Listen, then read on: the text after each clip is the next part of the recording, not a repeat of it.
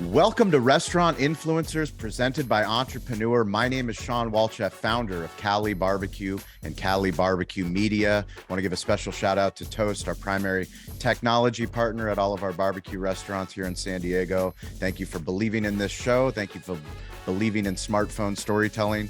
Today, we've got two very special guests. When we started this show, we wanted to think bigger as restaurants. We wanted to think bigger in the hospitality space. How does a barbecue company become a media company, get a show with Entrepreneur? Well, we do it by learning.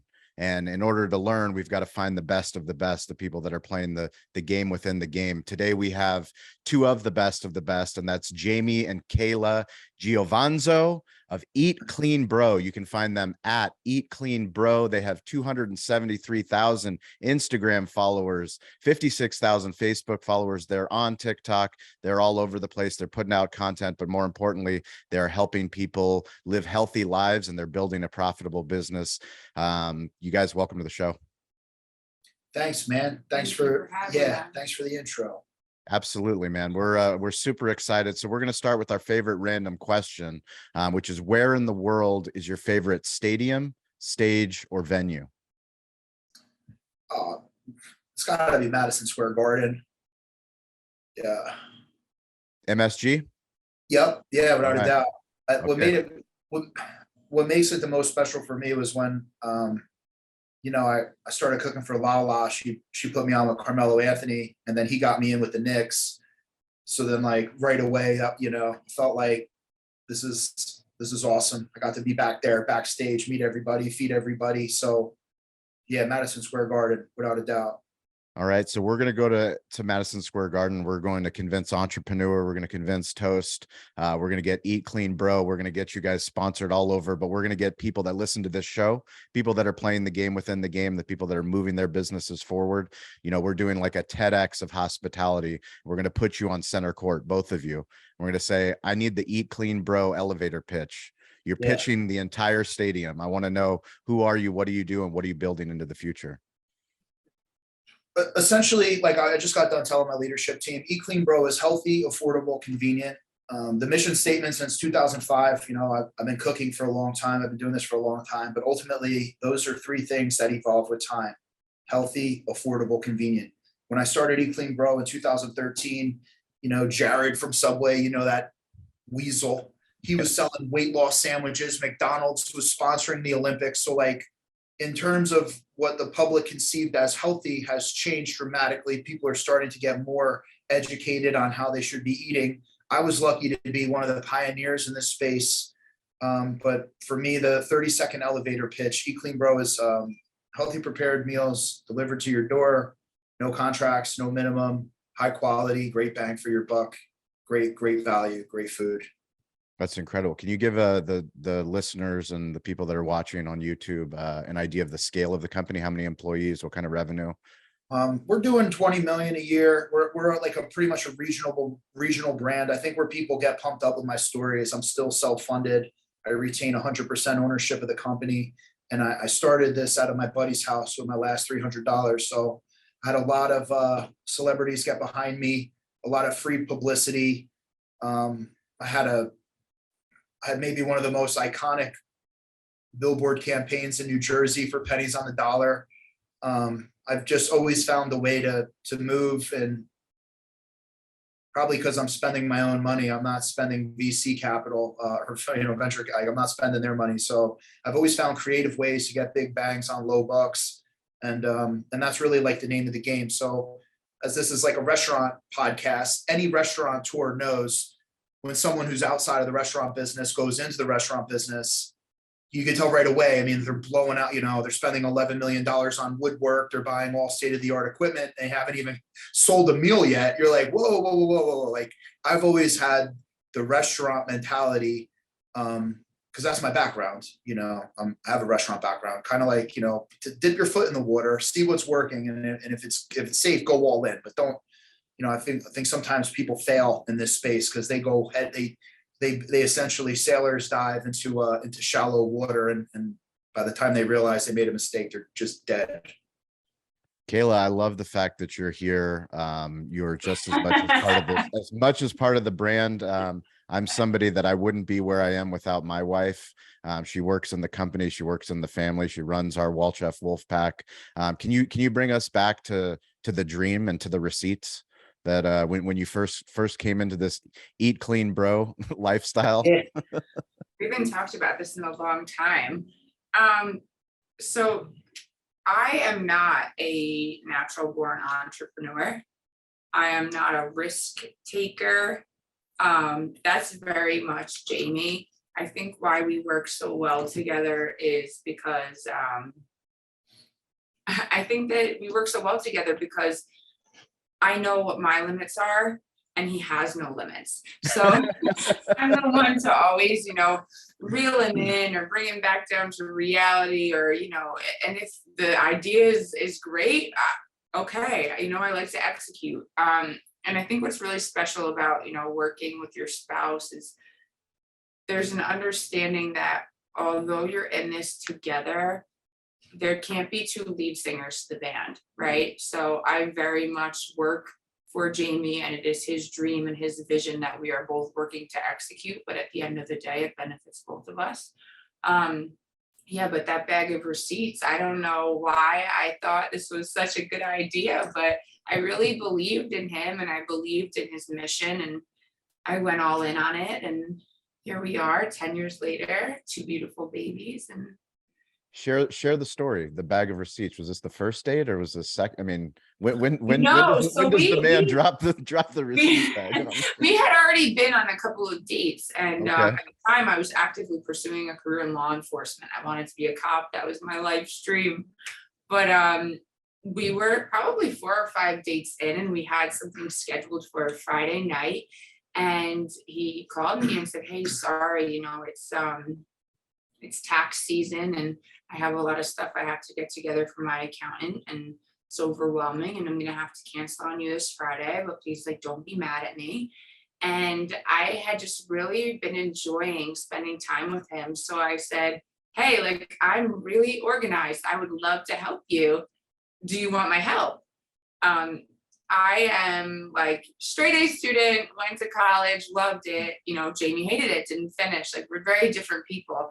So I came and I met him to organize what I thought was, just, I don't know what I thought I was walking into, but he handed me a garbage bag full of receipts from the previous year.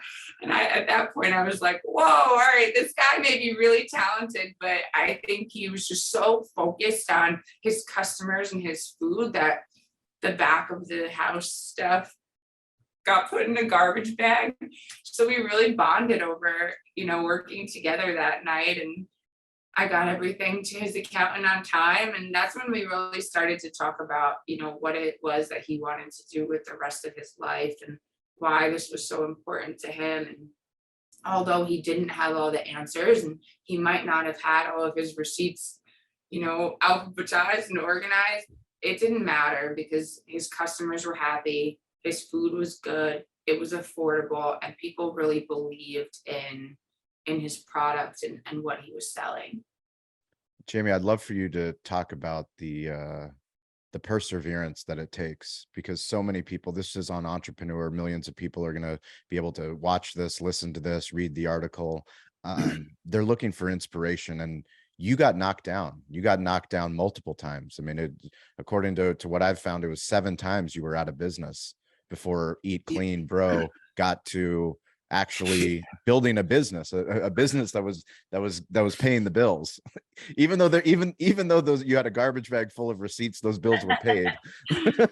You don't get a receipt unless something's going to get paid. So you gotta pay your bills. You know what, man? I wish, when it comes to perseverance,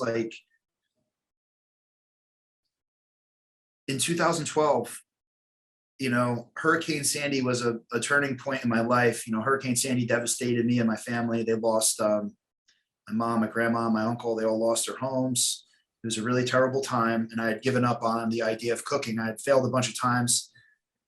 And I was like, dude, there's just no way I could do this without a cash fusion, or I have no experience. I don't know what I'm doing. and like I had given up, and I went looking for a job, and then nobody would hire me. So then January 13th, 2013, my phone rang. It was like a Sunday, just staring at the wall. I was barbecuing. I'm not barbecuing. I was bartending. I barbecue now, but I was bartending Thursday, Friday, Saturday. So I'm like, damn, 26 years old. I'm like, what am I going to do? I dropped out of college and it was like really stressful. I was just like a pressure cooker. Like, I know I'm talented. I know I don't belong here. Like, I know I'm meant for more. And my phone rang, and it was my buddy, Matt Schultz, who I started cooking for in 2005.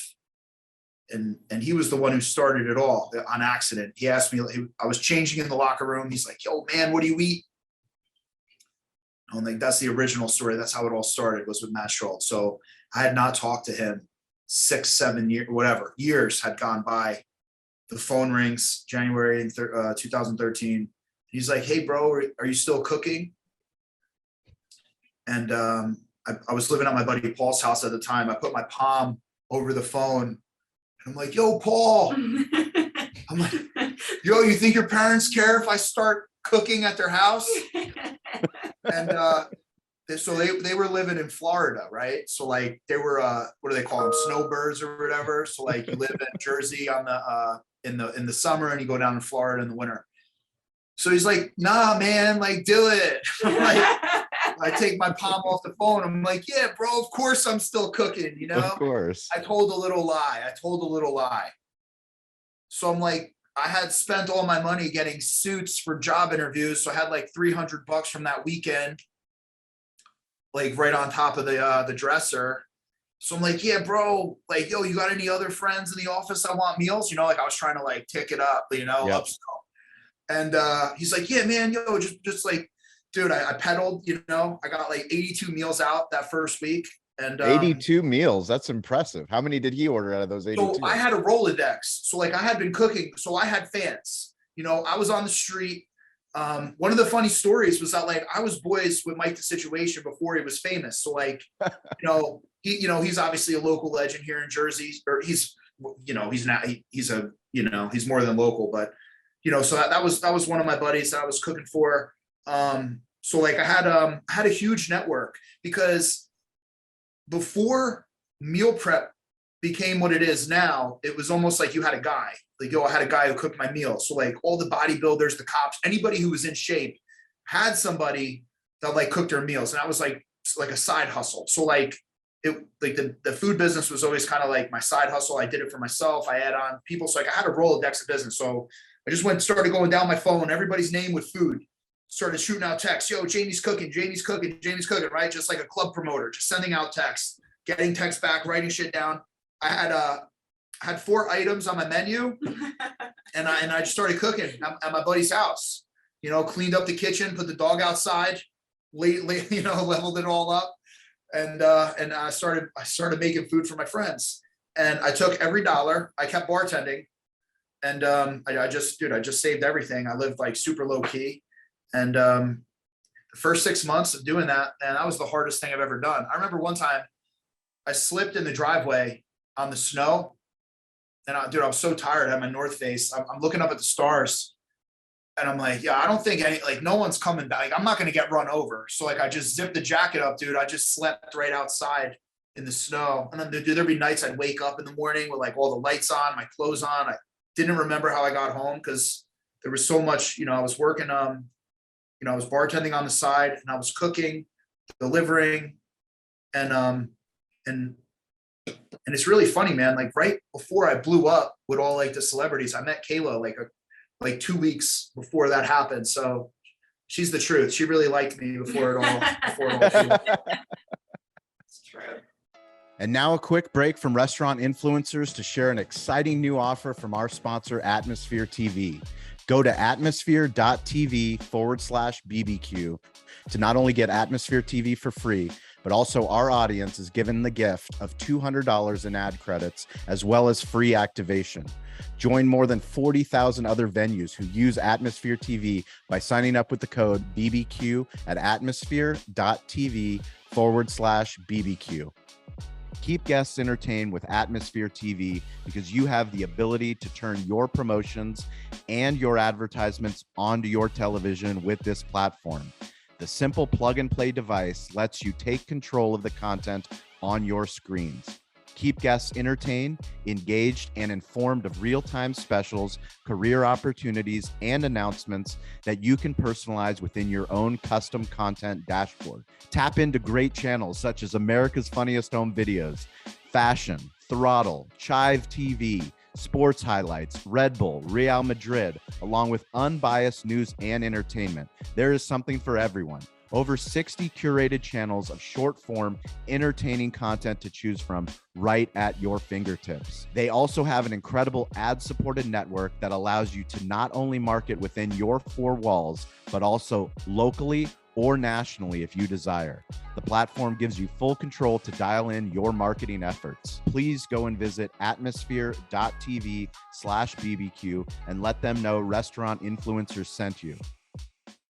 So when did the Eat Clean Bro? Because I'm fortunate that I've been able to interview hundreds, if not thousands, of people now with the multiple podcasts that we have. But you're probably, I'm almost 100% sure, you're the first brand that is a call to action. So that is what is so. My dad, right? I didn't know what to call it. I was actually scared I was going to fail again because I had failed so many times. I was just happy to have a purpose in life. So I didn't know what I was going to call it. I actually didn't even want to call it anything. I'm like, just fucking call Jamie. You know what I mean? Like, why do I even need to have a name? Save me the embarrassment. I'll make your food, right? And my dad goes, why don't you call it Eat Clean Bro? Because he's like, that's all you say anyway. He's like, that's all you say. And I was like, I love it because it's easy to remember. It's easy to spell. Because my last name's Giovinazzo. Nobody could spell it if their life depended on it. Every single award, every single thing my name is on, except for my marriage certificate, my name is spelled wrong. So I'm like, they're never going to find that domain name. It's never going to be found. And I thought, wow. So my dad went on GoDaddy. He got me the domain name and it was available because there was nobody at that time who's crazy enough to call themselves Eat Clean Bro. So, and that's why the billboard campaign, there's articles written about me I never paid for, which that's the stuff I really cherish. Like when you get acknowledged and you didn't pay for it, that's the real win. For sure. Anybody can buy a cover of a magazine, that's something I won't do. So if you see me in the news, it's because I'm in the news. It's because I'm in the news for real. Yeah. But dude, I got lucky, man. And the whole thing, if you're ever in Jersey and you see my billboard, the iconic Eat Clean Bro billboard is actually an eyesore. So it's a call to action. That's an eyesore. That's graphically wrong. It should be blue with white letters, but it's blue letters with a white background. So it draws your eye. So it's an eyesore call to action, which for a billboard is the greatest combination you can have. So I got my billboards. I was blowing up on digital, on Instagram. So back to Mike, the situation. There was a company called Shreds. So in 2013, Shreds pioneered influencer affiliate marketing on the internet. So if you remember, pretty much, how a celebrity, everywhere you go on the internet now, somebody's selling something. Yep. They were the first ones to corner. I don't know if you remember them, but Shreds, they had every single fitness influencer on the internet. I mean, they had a chokehold on the game. They were in Jersey City.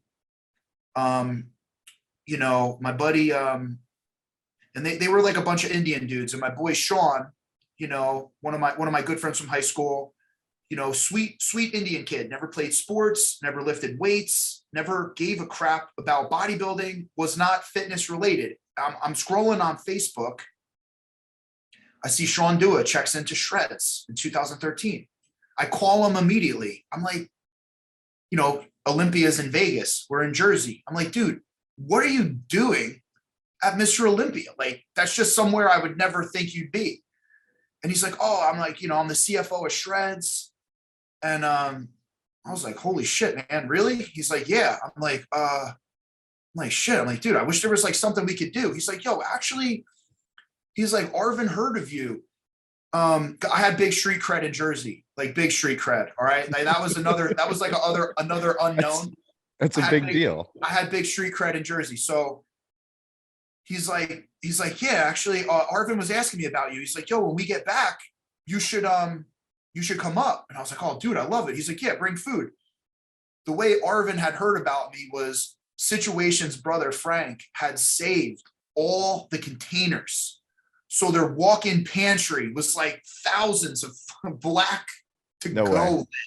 And Arvin's like, dude, why don't you like throw those out or recycle them? And Frank's like, no, man, like, I don't know, I might need them or something. He's like, bro, like that's weird. So Italian. And yeah, seriously. So like him saving those containers got me an in with Arvin. And then I hit it off with Arvin, and then Arvin started throwing me bones with like all the most influential fitness people in the at the time. And then Massey, Manco Fit, Hispanic woman, biggest fitness account on Instagram at the time, celebrity trainer. She connected me with Lala Anthony. And then once I got hooked up with Lala, then like the ball just started rolling. Lala was honestly sent from God for me anyway, man. She passed me a lot of big touchdowns. And then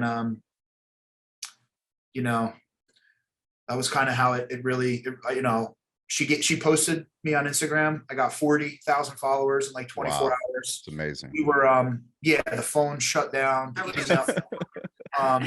Yeah. I mean, that doesn't really happen anymore with social media because it's so saturated. We're making moves, we're making adjustments. But like in the golden days, man, when like you got plugged by a celebrity, it was like stamped, verified, bang.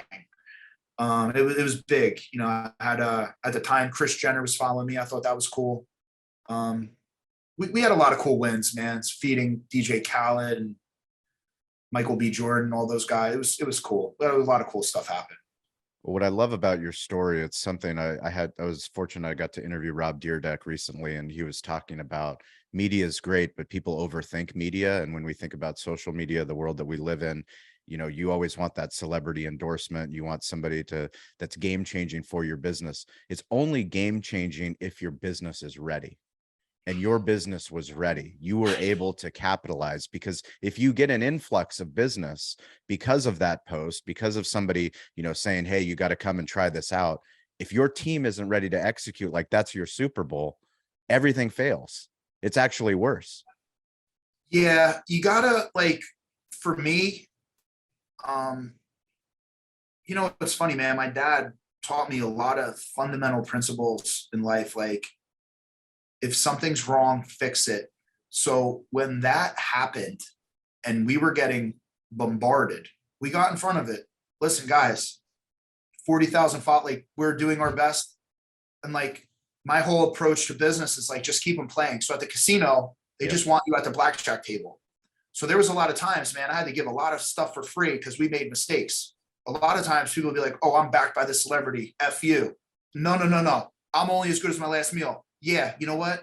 I got the most famous people in the world plugging me, but I'm really sorry I let you down. Here's your next order on the house. Here's your money back. Here's your next order on the house. And people are like, wow, here's this kid on top of the world, stopping to take time out of his day. And so I did get my legs blown off, but I was like, hey, I'm sorry. Here's your money back. Like I always treated my food. I always tell people like serving food is a sacred responsibility. So but I also believe people work hard for their money. So if you're giving me your money and I'm giving you my food, like it's a sacred transaction, in my opinion. Like there's no like a priest worships God. Like I am going to make right by your money, and I am not going to take that for granted. And I am never going to I am going to make mistakes. I am human, but I am never going to take for granted that you trusted me. You put your hard-earned dollars into supporting my company. So there were a lot of times we had to take some steps back and give a lot of stuff out for free and make right with people. But that went way farther, and it was a beautiful combination. There was no, like I said, dude, my beginnings, I failed so many times. I was so happy. The happiest I ever was, I mean, obviously with my wife and everything, but dude, I'll never forget the day when I lost my job bartending and I was finally able, I was paying myself like $500 a week, and I was finally self-employed. And it wasn't about money. It was about, wow, you know what, Jamie, you're not a failure. All your failures counted for something. And like, you're not a failure. And like, you have a purpose and you can do this. There was no one doing what I was doing, like when I was doing it. So it seemed so insane. Like people would be like, yo, people want cold food. Like you're selling them cold food. And I'm like, yeah, well, it's got to be cold so it could last longer.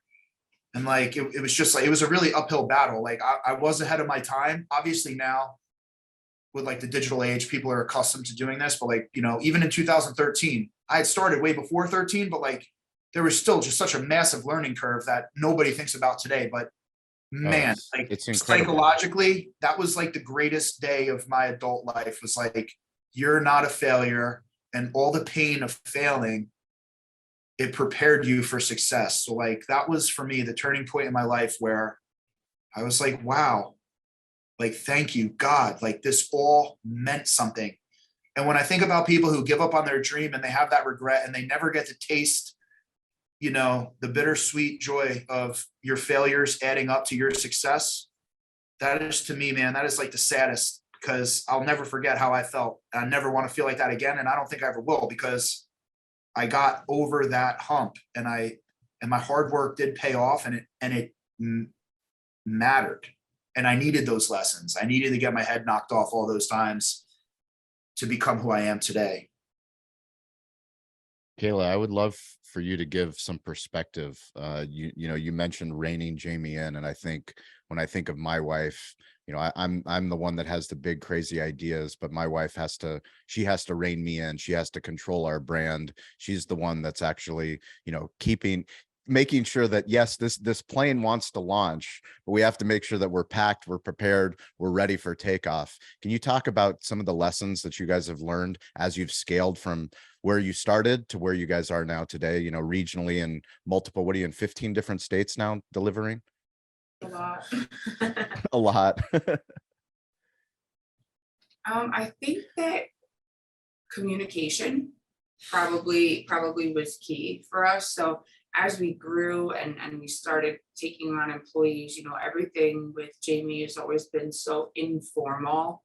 And obviously having a job is a very formal thing for many people. So just company culture and just sculpting your company into a positive, uplifting, awesome place to work. I think that's been probably our biggest hurdle.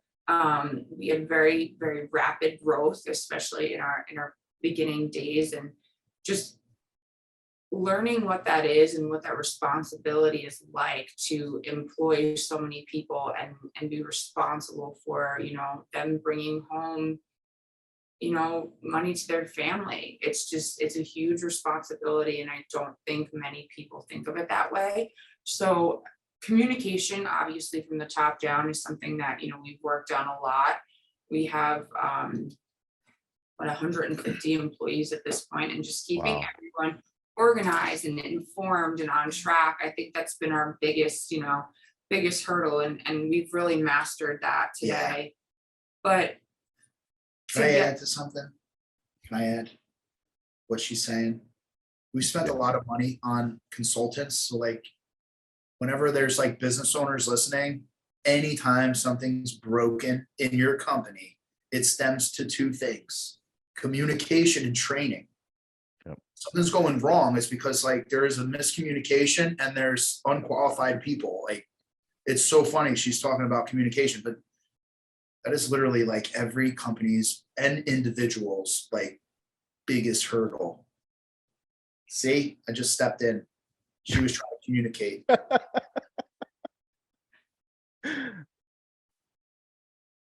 Kayla, no, it's important, and I appreciate you guys being honest. And like, you know, like I said, my wife works in our business. We work together. We work on ourselves, and communication is always the number one. She can't read my mind. I can't read her mind, and she's my soulmate.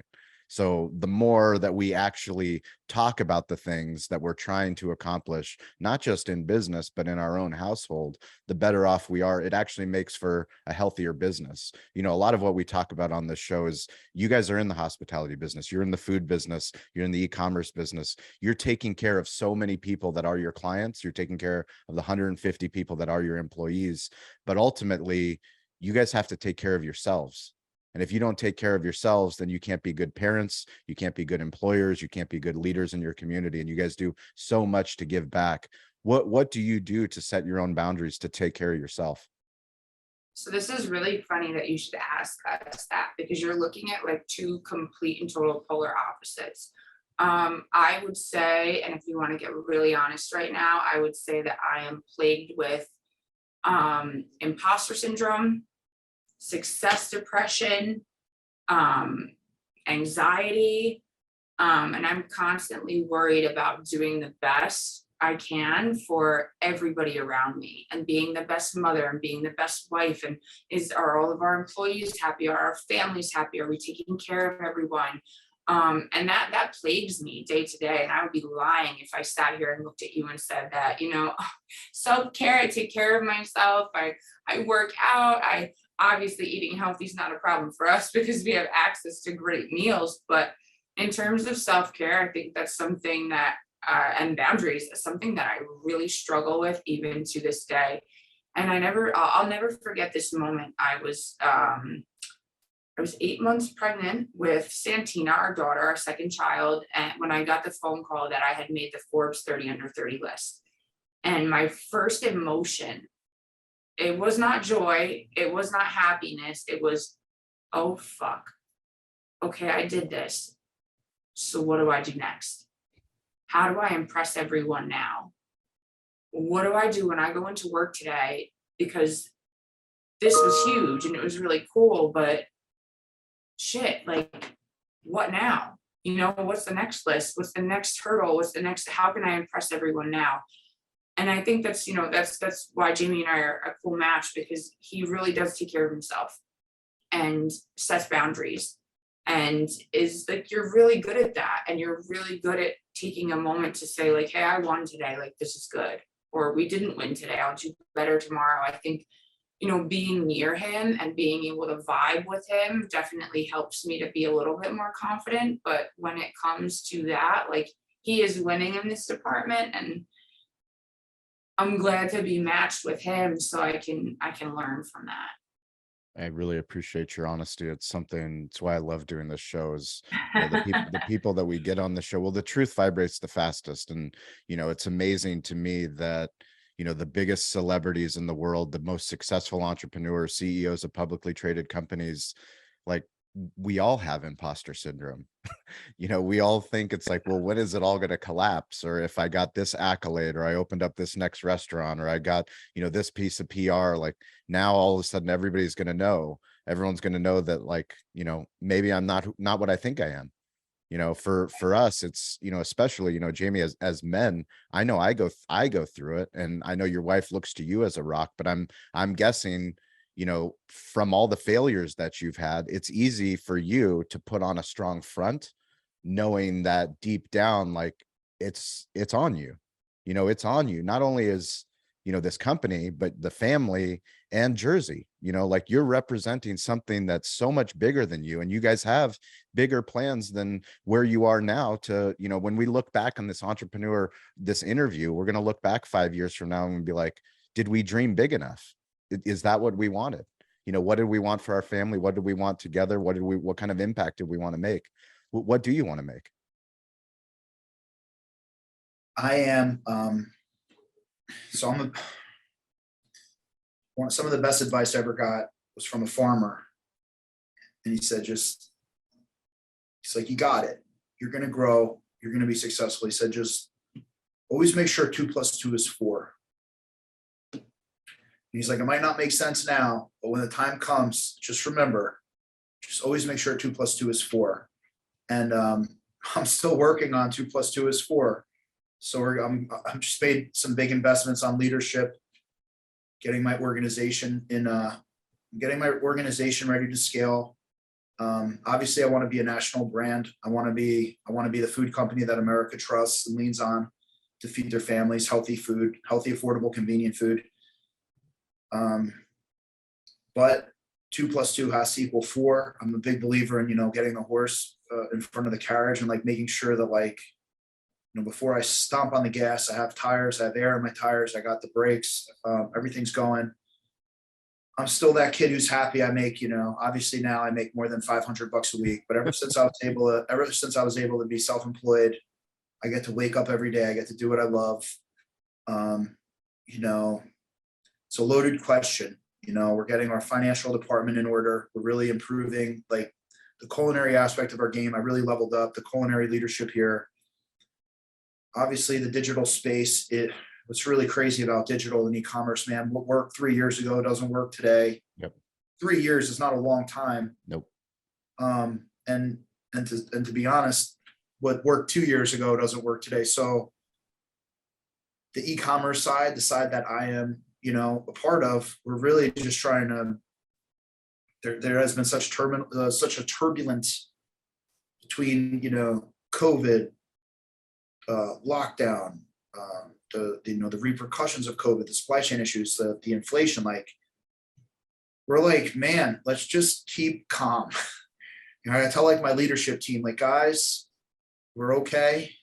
Just stay calm. Like everybody's going through this, like just keep going. So we're just working through the world, man, but we will be expanding. We are going to be a national brand, and I'm just not going to stop. So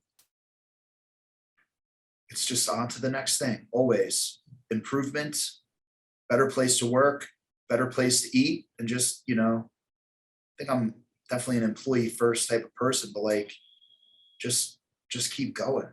That's really it, man. Just keep moving. Keep your hands up and keep moving. Just don't get knocked out. Just keep going. Cannot fail if I do not quit. That's right. Cannot fail if I do not quit. We're so lucky to be playing the games that we are so fortunate as entrepreneurs and business leaders to be able to play. And it's just getting a chance to play one more day. It's trying to always think big. We have to think big as entrepreneurs, be chief visionary officers in our company, but ultimately we've got to blossom where we're planted.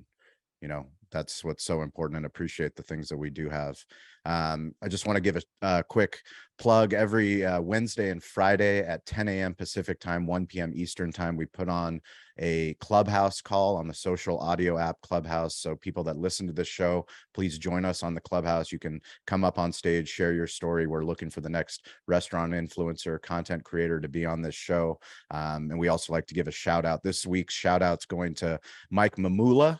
And Mike is a good friend of David Meltzer. Meltzer's my media mentor. I got to meet Mike multiple times. You can follow him at Mike Mamola. He actually introduced me to you, Jamie. He introduced me way back in the day and said, dude, you've got to meet Jamie. Eat Clean, bro. You got to get him on your podcast. This was back when we was just digital hospitality. We didn't even have the show with Entrepreneur. So I've been following you, watching you guys do what you do. But I wanted to give you guys both a shout out, a chance to give someone in your company a shout out. This is going to be on Entrepreneur, somebody that's gone above and beyond. Anybody in the organization that you want to give a shout out to? Oh, inside my organization? Absolutely. Who do you want to shout out? Oh, Wilkins?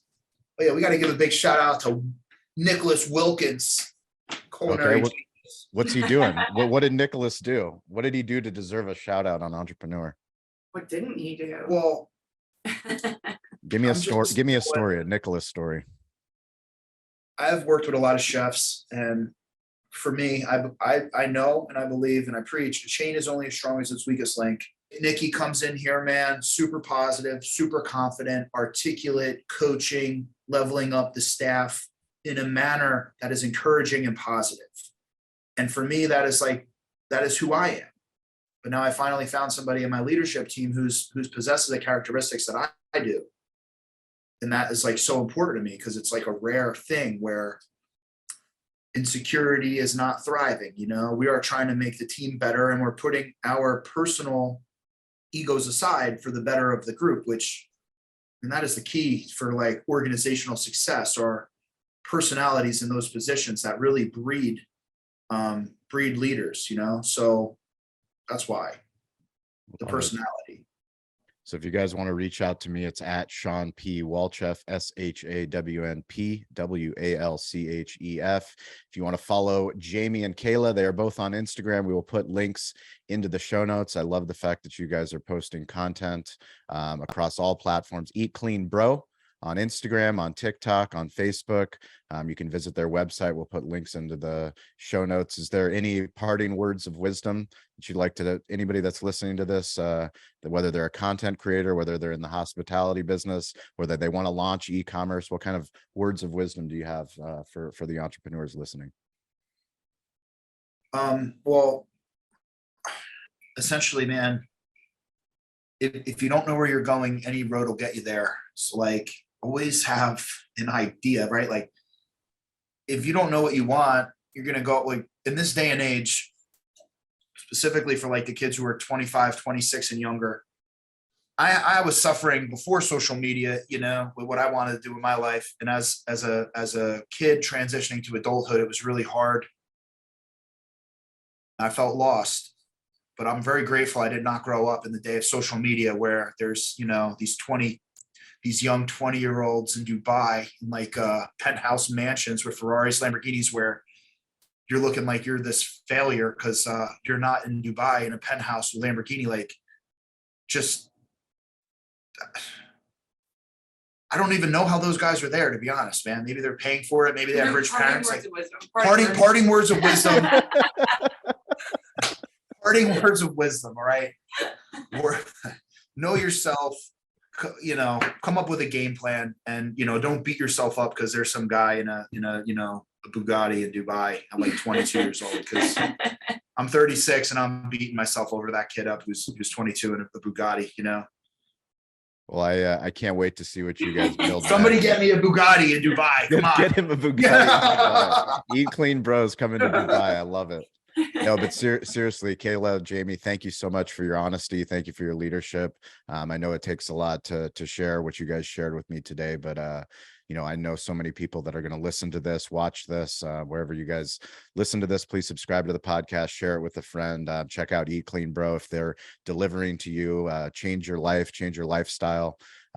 Keep fighting the fight. You guys are incredible. I can't wait to see what you build next. And if you ever make it to the West Coast, to San Diego, please look us up. And that goes for anybody listening to the show. Love to show you guys a little bit of Cali barbecue, a little hospitality here in San Diego. Yeah, I'm sad we didn't get to talk barbecue, man. Boom. We'll get to talk some barbecue. We'll show you the Master Smokehouse and Media Center we're building when you guys make it out here. Family trip.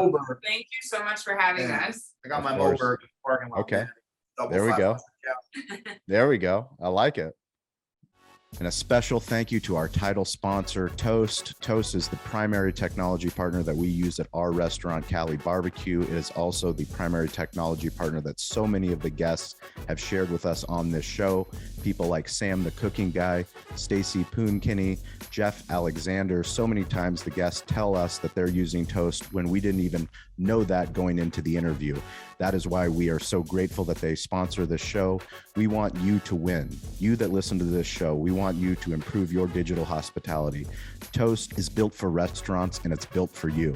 Toast is the restaurant-first platform that's built for your needs, whatever your size, concept, or ambitions. Improve your bottom line with a customizable platform that's easy to learn, use, and grow with. And it meets you where you are with all the right tools for your price point. If you have any questions about Toast, please DM me at Sean P. Walchef, ShawnPWalchef. I will get you the link to the right Toast contact in your market. It's so important that if you listen to this show, that you win. We want you to be on this show eventually. Let us know that you heard the show, you heard about Toast, you implemented Toast, you did a Toast unboxing in your restaurant. Talk to us about how you've impacted your village, your city, your community. Share your Toast story with us. DM me today to learn more, and be sure to check out Toast.